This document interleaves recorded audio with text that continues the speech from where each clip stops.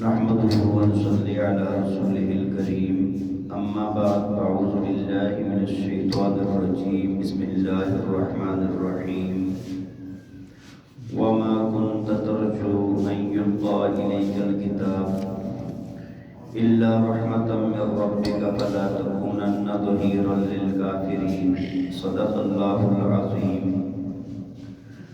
توجہ فرمائیں سورہ قصص آیت نمبر 86. اللہ تعالیٰ فرماتے ہیں وَمَا كُنْتَ تَرْجُو أَن يُلْقَى إِلَيْكَ الْكِتَابُ.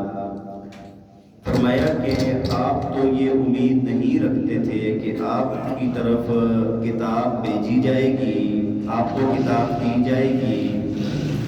إِلَّا رَحْمَةً مِّن رَّبِّكَ. فرمایا مگر یہ کہ آپ کے رب نے آپ پر رحمت کی. فَلَا تَكُونَنَّ ظَهِيرًا لِلْكَافِرِينَ.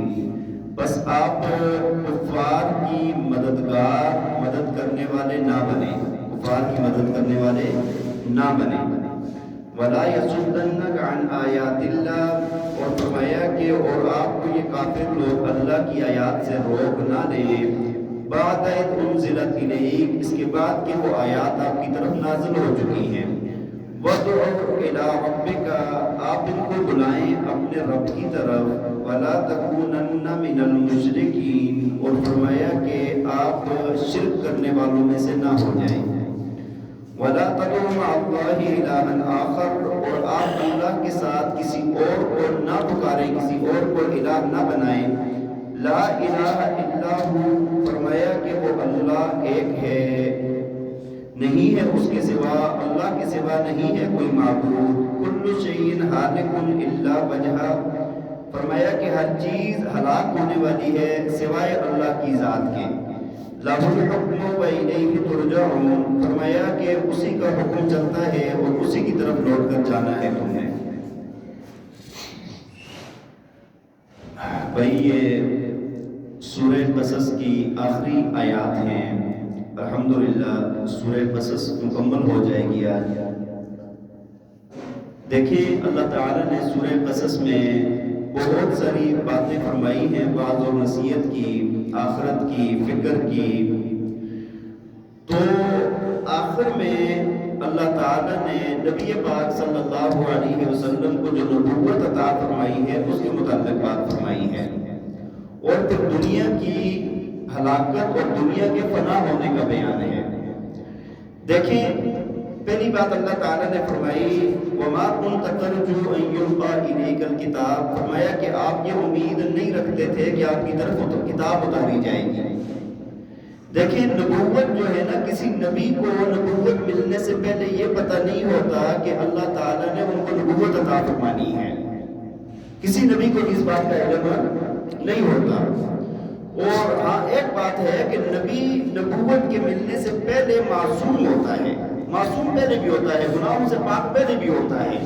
لیکن کسی نبی کو یہ پتہ نہیں ہوتا کہ ان کو نبوت ملنے والی ہے، یا کسی محنت پر یا کوشش پر نبوت کا ملنا ایسی بات نہیں ہے.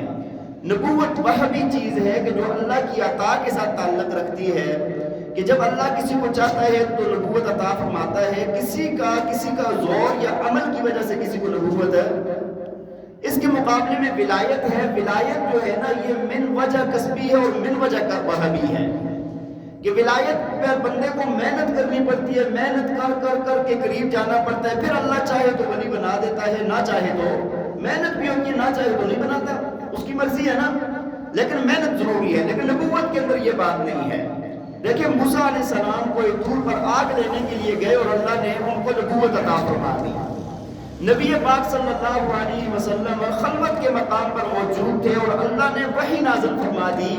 وہاں سے گھر آئے، انتہائی ڈر کی اور بخار اور شدت کی کیفیت تھی. آ کر بی بی خدیجہ رضی اللہ تعالیٰ عنہ کو فرمانے لگے کہ مجھے کمبل اڑاؤ، چادر اڑاؤ. تو سارا واقعہ جب سنایا تو آپ نے تسلی دی. فرمایا کہ آپ کو اللہ ضائع نہیں کرے گا. آپ جو ہے نا غریبوں کے ساتھ صلہ رحمی کرتے ہیں، لوگوں کے کام آتے ہیں، آپ کے اندر اچھے اخلاق، اچھی عادات ہیں، اللہ آپ کو ضائع نہیں کرے گا. لیکن نبی علیہ السلام کو بھی یہ پتہ نہیں تھا کہ مجھے نبوت ملنے والی ہے. بات سمجھ آ رہی ہے کہ نہیں؟ تو یہاں پر اللہ تعالیٰ نے یہی بات فرمائی ہے کہ آپ کو تو یہ امید نہیں تھی کہ اللہ آپ کی طرف کتاب نازل کرے گا، الا رحمتا من ربک، فرمایا ہاں مگر یہ اللہ کی رحمت ہوئی، اللہ کی آپ پر کیا ہوئی؟ رحمت ہوئی. فلا تکونن ظہیرا للکافرین، تو فرمایا کہ آپ کافروں کی پشت پناہی کرنے والے نہ بنے. اللہ نے آپ کے اوپر جتنی بڑی عطا کی ہے نا، تو اب آپ کفار کے کوئی رسم رواج یا کوئی بھی ان کی چیز ان کی پشت پناہی کرنے والے، ان کی مدد کرنے والے نہ بنے. دیکھیں جب گزشتہ موسیٰ علیہ السلام کا واقعہ بیان ہوا نا، جب ان کے ہاتھ سے قبطی قتل ہو گیا، انہوں نے اللہ تعالیٰ سے توبہ کی اور ساتھ ہی ایک بات فرمائی تھی کہ یا اللہ یہ آپ کی طرف سے نا میرے اوپر نعمت ہے، انعام ہے، اکرام ہے، اور یا اللہ میں مجرموں کی پشت پناہی کرنے والا نہیں بننا چاہتا، مجرموں کا مددگار نہیں بننا چاہتا. تو یہاں پر بھی یہ بات فرمائی گئی ہے کہ آپ کفار کی پشت پناہی کرنی یا ان کی مدد کرنی یہ کام آپ کے لائق نہیں ہے، نہ آپ نے کرنا ہے. اچھا ایسی جو باتیں ہوتی ہیں نا، یہ ساری کی ساری جب نبی علیہ السلام کو کہی جاتی ہیں نا، تو اس سے ساری امت کے لیے سبق ہوتا ہے. وہی میں اپنے حبیب کو جب یہ کہہ رہا ہوں تو تم لوگ بھی کفار کی مدد نہیں کرو گے. وَلَا يَصُدَّنَّكَ عَنْ آيَاتِ اللَّهِ، فرمایا کہ یہ آپ کو اللہ کی آیات سے روک نہ دے، بَعْدَ إِذْ أُنزِلَتْ إِلَيْكَ، اس کے بعد کہ آپ کی طرف وہ آیات نازل ہو چکی ہیں. وَدُعُ إِلَىٰ رَبِّكَ وَلَا تَكُونَنَّ مِنَ الْمُشْرِكِينَ، فرمایا آپ ان کو اللہ کی طرف دعوت دیں اور آپ شرک کرنے والوں میں سے نہ ہو جائیں. دیکھیں کفار میں نا ایک بات ہوتی تھی، وہ کہتے تھے کہ وَدُّوا لَوْ تُدْهِنُ فَيُدْهِنُونَ، آپ تھوڑی سی نرمی کر لیں، تھوڑی سی ہم بھی نرمی کر لیں گے، آپس میں معاملہ سیٹ کر لیں گے، آپ تھوڑا سا ہمارے معبودوں کے متعلق برا بلا کے نہ چھوڑ دیں، ہم بھی یہ کریں گے وہ کریں گے. تو اللہ تعالیٰ نے یہ فرمایا کہ جب اللہ نے آپ کے اوپر حق نازل فرما دیا ہے تو اب یہ نہ ہو کہ آپ کسی وجہ سے ان کی طرف راغب ہو جائیں یا آپ کو اللہ کی آیات سے پھیر دیں. فرمایا کہ ایسا کام بھی نہیں کرنا، آپ کا کام ہے اللہ کی طرف پکارنا، اللہ کی طرف پکارنا، اور شرک کے جتنے بھی کام ہیں ان سے کیا رہنا ہے؟ دور رہنا ہے. وَلَا تَدْعُوا مَعَ اللَّهِ إِلَٰهًا آخَرَ، فرمایا کہ آپ اللہ کے ساتھ کسی اور کو معبود بنا کر نہ پکاریں. ہاں کسی اور کو پکارنا، ما فوق الاسباب پکارنا، ما تحت الاسباب تو سارے پکارتے ہیں، ایک دوسرے کو کہتے ہیں، ہاں جی، لیکن ما فوق الاسباب کے جہاں پر اسباب نہ ہو، جیسے ہم اللہ سے مانگتے ہیں ایسے کسی اور کو نہ مانگے، چاہے وہ نبی ہو، ولی ہو، فرشتہ ہو، جن ہو، کوئی بھی ہو. بات سمجھ آ رہی ہے؟ تو اللہ کے سوا کسی اور سے پکارنا، یہ کسی اور کو پکارنا ما فوق الاسباب، یہ شرک ہوتا ہے. فرمایا لا الہ الا ہو، فرمایا کہ اس اللہ کے سوا کوئی معبود نہیں ہے. کل شیء ہالک الا وجہہ، فرمایا کہ ہر چیز نے ہلاک ہو جانا ہے، صرف اللہ کی ذات باقی رہے گی. فرشتے جو ہے نا دیکھیں کھربوں سال پہلے سے موجود ہیں، لیکن آخر میں جو بڑے فرشتے نا جبریل علیہ السلام، میکائیل علیہ السلام، اسرائیل علیہ السلام، اسرافیل علیہ السلام، ان کو بھی موت آئے گی، ہر چیز فنا ہو جائے گی، ہر چیز کو موت آئے گی. لیکن اللہ کی ذات ہے کل من علیہا فان ویبقى وجہ ربک ذو الجلال والاکرام، ہر شے نے ہر چیز نے فنا ہو جانا ہے. لہ الحکم والیہ ترجعون، فرمایا کہ حکم بھی اسی کا چلتا ہے اور اسی کی طرف تم نے لوٹ کر جانا ہے. اللہ تعالی ہمیں عمل کرنے کی توفیق عطا فرمائے. وآخر دعوانا ان الحمد للہ رب